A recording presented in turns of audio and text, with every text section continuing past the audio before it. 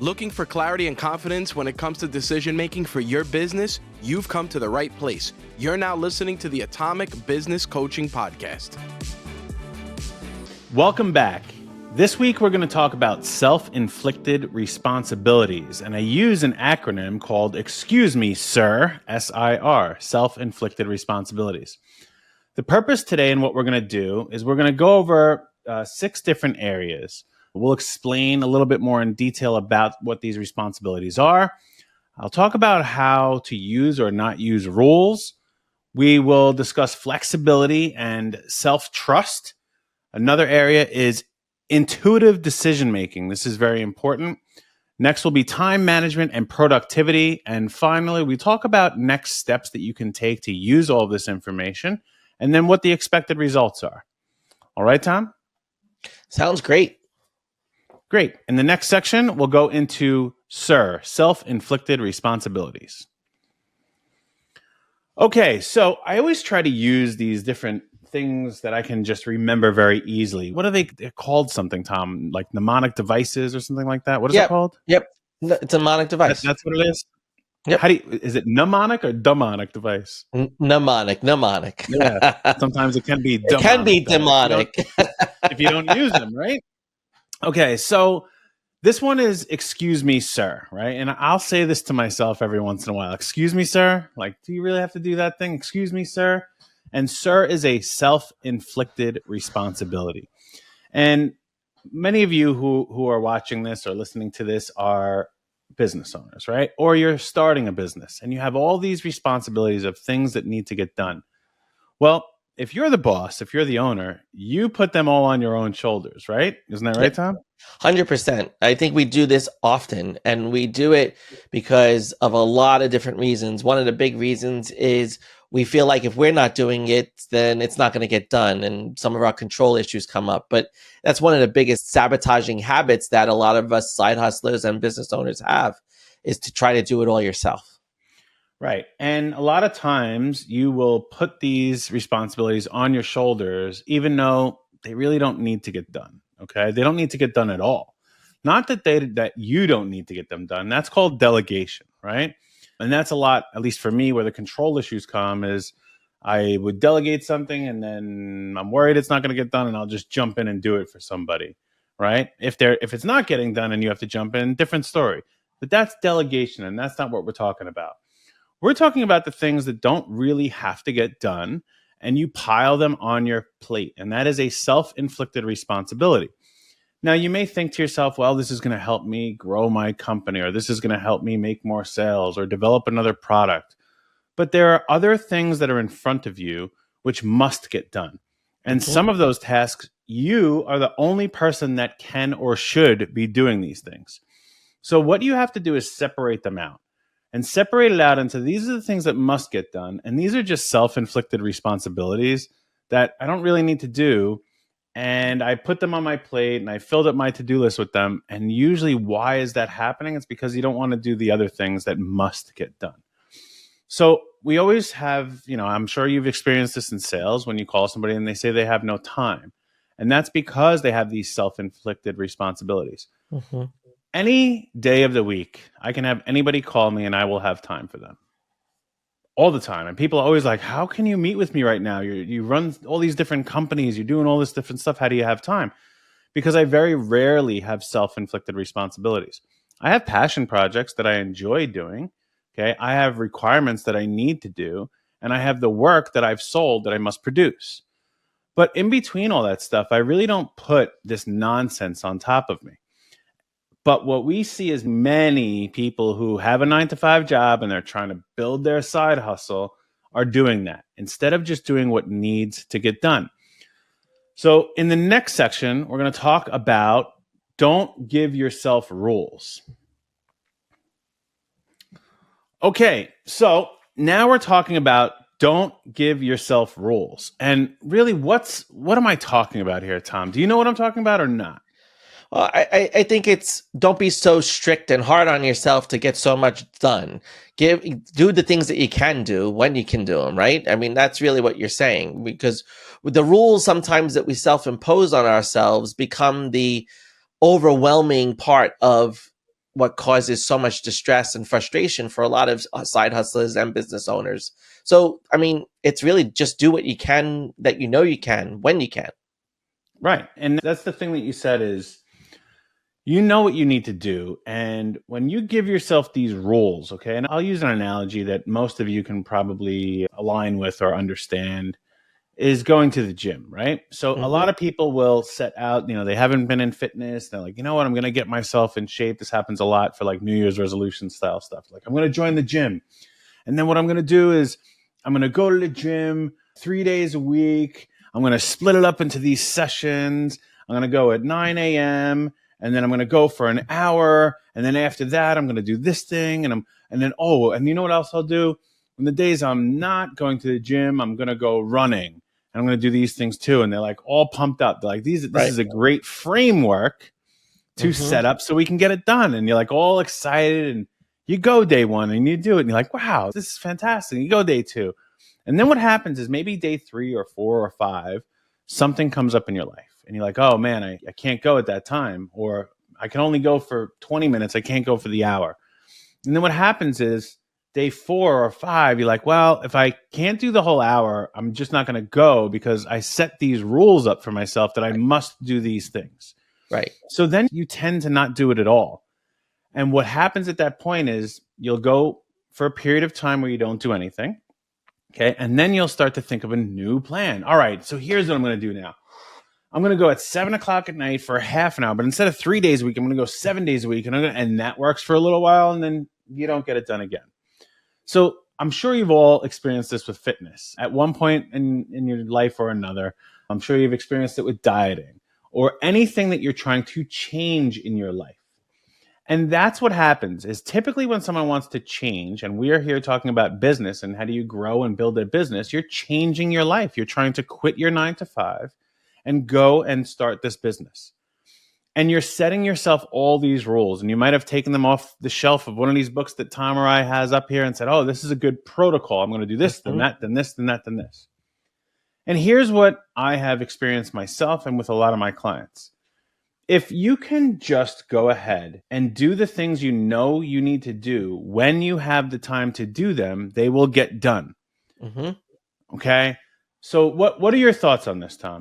It's really crystal clear. I mean, rules become these obstacles at times for a lot of us. And when you put all of these impositions on yourself, you are seeking some kind of perfection, right? You want to do this really great. And I think the analogy of the gym was a great example. It's like, if I'm not going to do this perfectly, and in your perfect mind, you have this idea that you go, you do the exercises, you do it during this time frame, and you do it for this long. And you get caught up so much in that image and that vision that you lose the benefit of what just doing some of it can accomplish. And that's what we're trying to emphasize is that it's about the progress that you make by doing it when you can do it and instead of following the rule to do it. Because the rule only creates more obstacles. And as business owners, you don't need more obstacles in your way. So don't create them.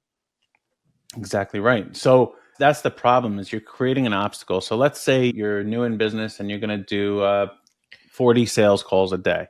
Okay, because that's all the time you really have to do it. Because we all know 40 sales calls is not enough if you're just the sales guy. Okay, right. So you're going to do 40 sales calls in the day. And you go in today and you do 10 sales calls and one of them ends up becoming a client and you're excited, right? But that's all you can get through. And then tomorrow you do your 40 and you don't get any done. Now you start changing those rules too. Well, when I only did 10 sales calls, I got a client. Maybe because I did 40, I had the wrong clients, and you start. And it's all these different rules. And it's like, I have to follow this exact protocol to get that exact outcome. Now, I am certainly not saying for you to just go and start doing stuff with no idea of how or when or why you're going to do it. And this is the key. You know exactly what you need to do. If you need to make sales, you need to make sales calls. Okay. If you need to develop an operating system, you have to sit down and write it. Okay. If you need to hire somebody, you probably need a job description. You know exactly what you need to do. Now what you just have to figure out is, well, when can I do that? And you don't have to not follow any rules at all. Okay. You can put on your calendar. And this is what Tom and I do all the time. We sit down and say, when can we do this thing? We just did it before we got and recorded here. When can we do this other thing we're doing? And we looked at our calendars and says, here's when we can do it. And that's the idea, is you know exactly what you need to do. And if you figure out when you can do that and just do it, that's all you have to really follow. Okay. There is structure that you need for your employees, but in the next section, we'll talk about flexibility and self-trust. So, flexibility and self-trust. Let's get your feedback, your take on these, Tom. Well, a lot of people doubt themselves. They don't know how to trust themselves, and they become overwhelmed, and they wind up overthinking because they don't trust themselves, and they give themselves even more restriction. And, that's where flexibility really is important. The more you trust yourself, the more you're able to adapt. It's really a form of confidence, right? It's really about being able to adapt to the circumstance and the situation. And, one of the things that we haven't said to this point is that be intentional about all these things that you want to do, because when you're intentional, they become the main mission for you to get done that day. But if you're not setting the right intention, they just become all this noise, and then it becomes very rigid that you've got to do it in these time slots. But the key is that you have to remain flexible and open to change, and constantly being able to negotiate the time. But it all comes from your self-trust and being able to adapt and know that when something comes up, you're still going to be able to get it done. And that's really trusting yourself. Good. So I'm going to come back to you after I'm going to talk a little bit about flexibility, and then I'm going to come back to Tom, and we're really going to use his wisdom on how to gain trust. So when we talk about the flexibility, right? And that's kind of what I'm saying. If you don't have any rules, you need to have a little bit more flexibility, but you're going to need to have this trust that you're going to get things done. Okay. So the flexibility part is really near and dear to my heart. Is when I decided that I was going to be a business owner, one of the main benefits of that was flexibility. And I'm sure many of you have felt the same exact way. And you found that when you went through and did your work that, wow, I have this flexibility. Some of you put very rigid rules on, and some of you just did it when you can. But what we're trying to make sure is that we retain that flexibility. And once you start having these very rigid rules, you almost have a resentment of the work that you're doing. You resent everything that you do every day. You're not going to want to do it anymore. I'm not saying that it's going to be fun and it's going to be super exciting and you're going to be so passionate about it. But if you know at 9 a.m. I have to sit down at my desk every single day and do this mundane task, you're not going to feel really good about doing it. Okay. And I don't mean excited, but you're not going to sit down saying, okay, I'm going to get my work done. Okay. So there are certain items that must be that way because of scheduling issues. Like Tom and I meet with clients, and I have a client on Monday mornings at 7 a.m. and there's days I was up late on Sunday night. Now I don't want to be there, but that is something that I have committed to. But all the other things as a business owner, we get to retain this flexibility. And that's part of the beauty of it, that if you know what you need to get done and you know when you can do it today or tomorrow or the next day, then it's like, wow, I still have this autonomy to do things the way I want to do them. And the reason I say this is many people go into business because they want flexibility and freedom, okay? But when they give it up, they start to think, do I want to be in this anymore, right? Do I want to actually live this anymore? And that's not why we got into it. So if you can stop setting so many rules, you can retain the ability to have that flexibility. And the real key to flexibility is that you inspire innovation. That's what business owners do. Is we change people's lives by innovating something and solving a problem in a different way than anybody else ever has, or solving a problem better than somebody else has. And if you don't have this freedom to go about and be yourself, who is the person who created and grew a successful business, then you will lose that and you will plateau. Right. And that's why we need to retain flexibility. So Tom, here's what I want to talk about with the self-trust and gain some of your wisdom. is what are some of the ways that someone can trust that, all right, if I don't have these rules and if I'm kind of flexible, how do I know I'm going to get this done? Like, how can I make sure I get this done and gain the trust in myself that I will actually do what I said I'm going to do? Yeah, it really comes down to knowing yourself and your personality type. You have to be understanding and in control of yourself and not let yourself be so judged by the things you may or may not do. And it really comes down to, competence is what creates confidence, and being competent in what you do is going to help you with your confidence. But the thing that really shakes your confidence or determines your level of confidence is how much you trust yourself. So one of the things that, like, a lot of people here are probably saying, oh, I can't believe Adam and Tom are talking about don't have rules and have flexibility. But that's not what we're saying. What we're saying is, excuse me, we have to be confident enough in ourselves to know the work that we need to get done and know all of the other things that we have to satisfy in our life around us. And like you said, the reason we became business owners was for the flexibility that it offers. And trusting yourself really comes through the experience of you as in situations, right? So when you are familiar with situations and you have done this before, then you know you can trust yourself to continue to do it because you have formed the habit. And it really comes down to the strength of your habits that will allow you to trust what you are able to do. If you have very weak habits, if you have bad boundaries and you don't know how to be self-protective, your trust in yourself is going to waver. Because when we think about trust, think about it as, I really think the best example is of, even this is more about boundaries, but think of it like a fence, okay? Think about a fence around your property. You live in that zone of what's trusted that is inside of the fence, okay? And you can trust what goes on because you can control what goes on in that area. And sometimes something tries to come over the fence and jump into your space. And what you have to be able to do is not allow that thing to take control of the situation, but you have to figure out how you're going to control your response to the situation.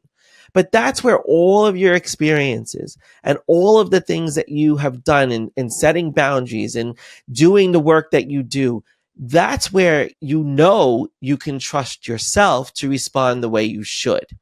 And I think that's the most important thing here to take out of this is when we put responsibilities on ourselves that are self-inflicted responsibilities, we have to not get caught up in the noise and the overwhelm of putting too much on our plate.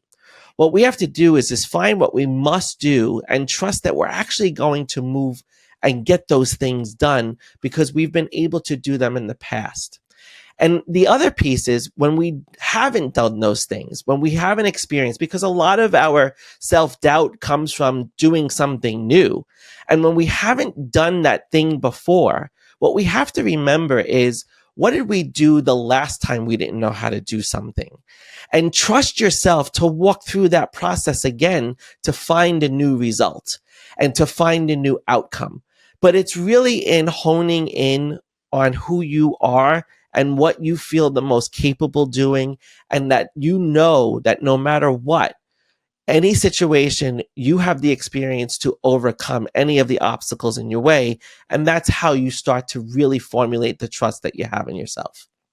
I like that. I'm going to borrow part of your analogy there, especially for the times that you haven't done this before and maybe you don't know if you have competency or not, which is that fence and these boundaries, right? So if you want to be able to trust yourself, and that's what I'm trying to get out of this section, is to make sure, obviously, you retain your flexibility, but see that, all right, I can trust that I'm actually going to get this thing done without some rigid rules or structure. So if you've never done something, right? So let's say you're going to go do, one of our clients just did his first speech, right? And he had to go on stage in Ohio and do his first speech. Well, you can actually build that fence for yourself, okay? And you can say, okay, here is what I'm going to protect from anything, bears or anything coming in over that fence and stealing your time, because that's really what it's about when you're trying to do things. It's about people stealing or things stealing your time from you. So you can, number one is say, all right, I'm going to get it done in this time frame, right? And you can give that fence, right? That boundary of, okay, I'm going to get this thing done, but it's going to take me the next 3 days. It doesn't necessarily have to be tomorrow morning at 9 a.m., but it has to be in the next 3 days. So I know for me, when I tell myself I'm going to get something done in a certain time frame, I can't live with myself if I don't do that. Now, for you, that may not matter, and you may be able to just pass it over. So another way you can do that is share this with a friend. So in our Project 2740 community, okay, which if you're not a part of that, you should check that out on school.com, and it's Project 2740. We have something called our WAM, our weekly accountability meeting. And what we do in there is we have everybody list out their top 3 priorities for this week. Okay. When you share what you're going to get done out there in public, you're more likely to do it. It doesn't guarantee you'll get it done, but you're more likely to do it because instead of you being accountable to yourself, you're accountable to, I said this in public. You know, they tell that for people, like if you're going to quit smoking, you put a deadline on the calendar, which is what I'm saying, give yourself a time frame, and then you tell somebody I'm going to do this. So that's one way that you can start gaining this self-trust. Another way that I've done in the past is look at what you're about to do and look in the past and see what you have already accomplished. Okay. And when you did have a deadline or you were starting something new, and say, physically write it down and say, okay, I did this amazing thing that I was not competent in before I started, and I wasn't sure if I'd get it done in time. And you can write down 3 or 4 of these items that invoke a feeling. Right? Because that's what we're attached much more to our emotions than our outcomes. And if you can attach it to this feeling, well, then you can start to visualize how you would accomplish this new thing you're setting out for yourself. Okay. And remember, not a self-inflicted responsibility. This is something that you must get done, except you don't want to put a rule or a structure around it. So you can start to gain trust by looking at when you earned trust in the past.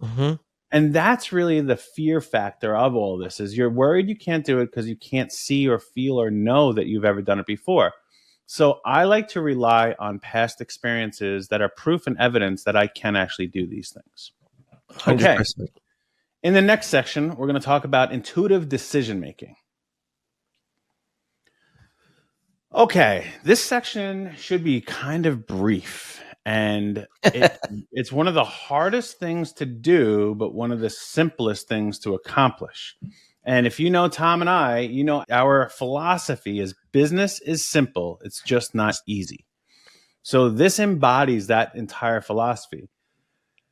Intuitive decision making is very simple. To consistently do it over and over again is not that easy. And what it comes down to is the 6th sense. Okay, we have 5 senses that we know about, right, Tom? Yes, we do. But the 6th sense is a real thing. And you've heard it before. It might have sounded silly to you, but it's called your gut instinct, right? You have that gut feeling. You have these instincts, okay? And what this is, deep down inside of you, you know exactly what decision you need to make. You're just scared shitless to make it, okay? So what you have to do, and what is really simple, is you have to start listening to yourself. Okay, we say this often, Tom and I, is that you have to find the signal amongst the noise.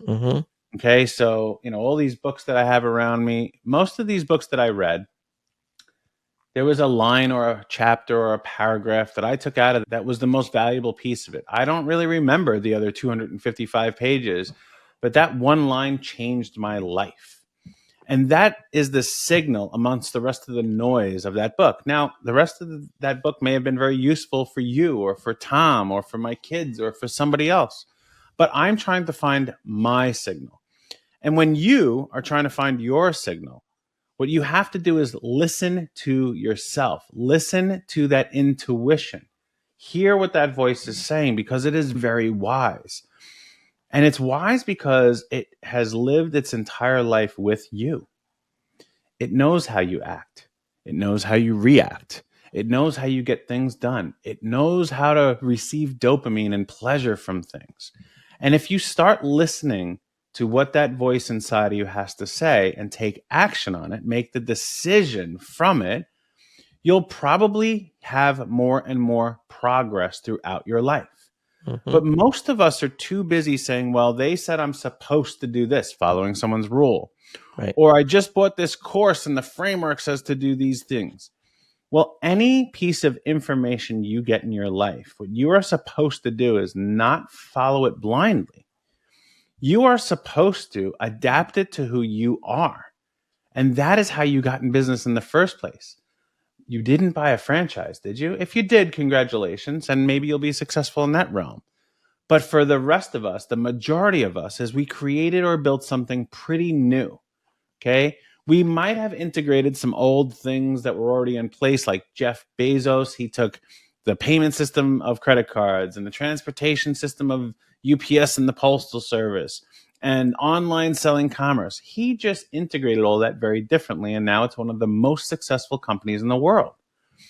So listen to yourself, okay? Because you have gained all this wisdom throughout your life, throughout your experience, throughout your education, that now you need to put to work. So that is where I say this is very simple, to just listen to yourself. What's very difficult is trusting that I can go ahead and do this now. So it goes right back to the last section of this self-trust, okay? But you have to make the decision. When we sit in, well, I just listened to myself and it said I should do this, and you don't do anything, you can't find out if it was right or wrong.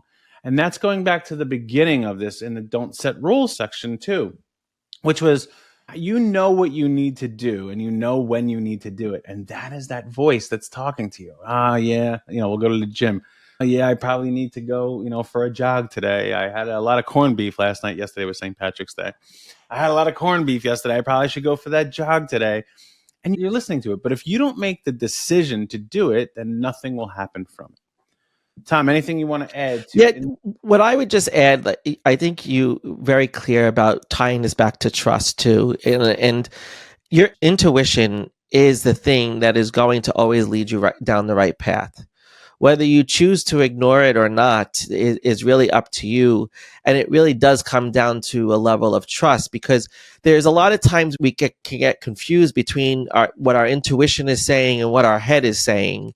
And we have to trust ourselves enough to go with our intuition and go against what the head and the brain is saying. It's really one of those things where, your gut says, don't go down that alley, don't do it. And like the ego in you is like, oh yeah, I could go down that alley. I could beat up whoever comes my way. But when you get beat up at the end of that alley, you realize that you should have just trusted what you absolutely knew what was right for you. And that's what the intuition is, knowing exactly what is right for you. You're getting a signal from another part of the universe, from your internal intuition, whatever it is. And if you trust that, you will never make a mistake. You will never find yourself in a bad space, because that is the most important and probably the best advice that you could give yourself, is what your intuition is truly saying. So don't ignore it. Tap into it, use it, and trust yourself to use it. And even, I know you said you'll never go wrong, but I know I've listened to myself and I shouldn't have did that. I could have did it a different way. But here's the thing with that is, the majority of the time you're going to be right. Okay? Right. The majority of the time you're going to make the right decision. And as we've said in many other conversations or courses, is that being in business is about failing 70% of the time. So that only means you could be right 30% of the time. The point of everything that we do here at Atomic Business Coaching and what we're trying to accomplish in the Atomic Business Academy and Project 2740 is to allow you to start taking more action. Mm-hmm. And that's really what this is about. It's intuitive decision making, right? And if you make a decision, that leads to an action. And that's what we're trying to get at. So in the next section, we're going to talk about productivity. All right. So we told you don't have any rules. We told you to have flexibility. We told you to gain trust and trust your gut to make decisions. And it's like, well, I'm sure you're all like, well, how the heck can I be productive with all this nonsense? Okay.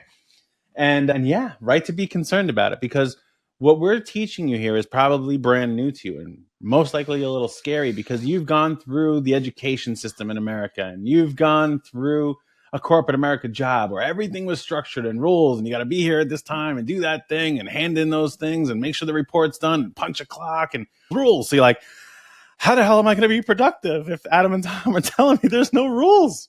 And trust me, my gut the whole time has told me I don't want to be in this class right now. Or, oh, man, I can't wait till Friday's here so I can enjoy my weekend at the job.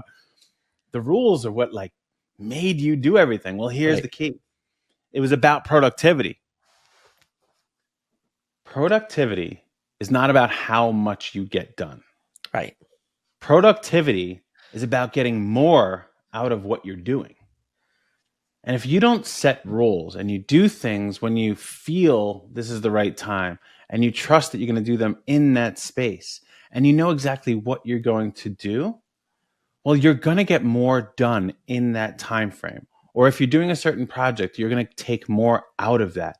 Or if you're having a sales call, it's going to be more productive in the fact that you'll be in that conversation. Not I have to do this, I get to do this.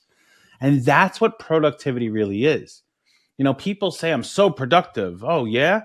Yeah, I got this done, I got that done, I got these, and then like, but I have to finish it tomorrow and do this one next Thursday and do that. Well, that's not really productive. That's just elongating work and stacking things on top of each other. I would rather you work 1 hour a day and be really productive with it than work 15 hours a day and just keep kicking the can down the road with indecision and inactivity. That's not what productivity is about. So very simply put, productivity is not about doing more. It's about getting more out of what you do. In the next section, we're going to wrap this all up. All right, Tom. So let's go over what some next steps they can take and the expected results. All right? Yep. All right. Why don't you kick it off? Yeah. So, one of the next steps that you want to definitely take is know what you need to do. You have to start with your purpose, okay? We constantly are saying to our clients, your purpose has to align with your actions, and your actions have to align with your purpose. So what do you need to do? You need to know exactly what it is you want to accomplish. Yeah. Next one I would say is self-trust. One of the tactics we gave you, Tom talked about the fence. I talked about visualizing and writing things down. So that's something that you could do as well. And then what's the one thing at a time to get the most out of it, right? Just do one thing at a time and focus on getting as much out of that as possible. Like Adam said in the last section, it's not about doing more, it's getting more out of what you do. And if you can find that one thing that's going to give you more, and you will be very productive, and you will have learned how not to inflict extra responsibilities on yourself because you know exactly what you need to do. So here's a quick rundown. No more rules, okay? Give yourself and retain that flexibility, which is probably one of the reasons you started this business. But trust yourself. Trust that you're actually going to do it. And listen to that inner voice. Listen to that gut feeling that you have. And most importantly is be productive in your new understanding of what productivity is. So what should you really expect from this? Well, what we would expect you to get is freedom and success through the productivity. That's really why you're here to do this.